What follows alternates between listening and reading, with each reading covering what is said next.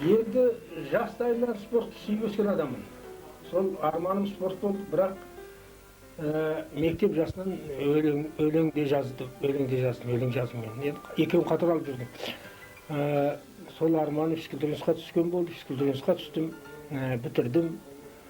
Ақсу ауданында 25 жыл еркін күрестен аға жаттықтырушы болып істедім. Ал енді бір мектептің өзінен 50-ден астам Алтынсарин атындағы, бұрынғы Алтынсарин атындағы орта мектептен 50-ден астам физкультуринст бітірді. Менің оқушыларым, шәкірттерім.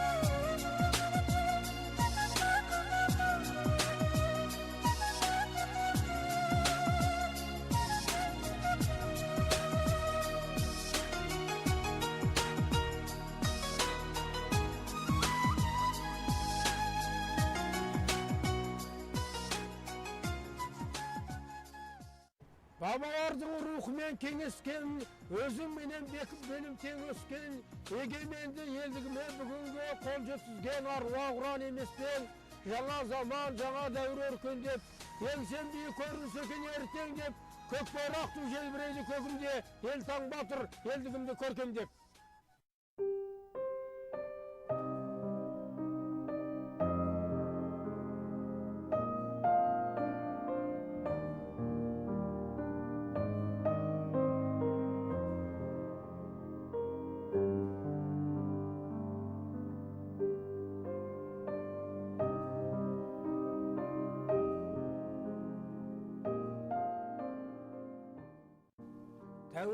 Тәуелсіздік жыр әнім, ел іргесі берік болсын ұраным.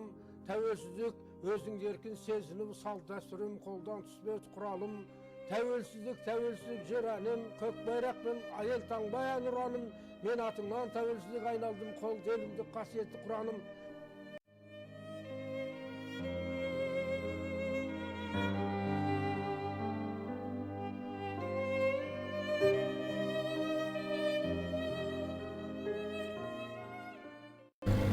Қазағымыз керемет, біз ұлы халықпыз. Былай дейді ғой.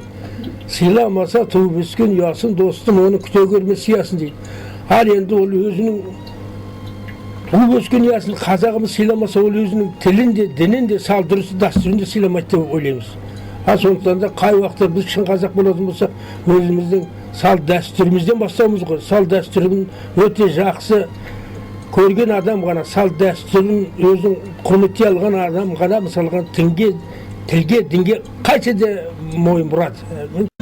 Қазақпын деп қашанда мақтан алам, әлдилеген жүректе жатқан данам, құлағыма сіңірген адалдықты, оңба сеп елін жерін сатқан адам, елімнің тұтастығын сақтап алам.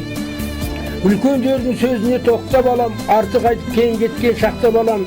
Кешіреді күнәңді сезін кейсін халықтың қадырына жатқа балам, еліңді қорғап жоқтап алам. Еліңді қорғап жоғы жоқтап алам деген сөзін анамның жаттап алғам.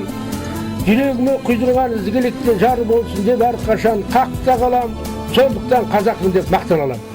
Осы жерде өмір сүрген қазақтың бәрі, мынау біздің жеріміз. Сондықтан да біздің қазақтың бәрі өз тілінде сөйлеу керек. Өз дінін қадір тұту керек. Өзінің салт дәстүрін құрметтей білу керек. Сонда біз керемет қазақ бола аламыз деп ойлаймын. Ал енді халқым байқуатты болсын. Біздің келешегіміз, біз көрмеген жақсылықтың бәрін солар көрсін. Біз көрмеген игі бәрін, өзінің мына отанын, жерін әлпештеп, соны қадірлей білсін. Басқаны айтамыз. Бақытты болайық бәрімізде.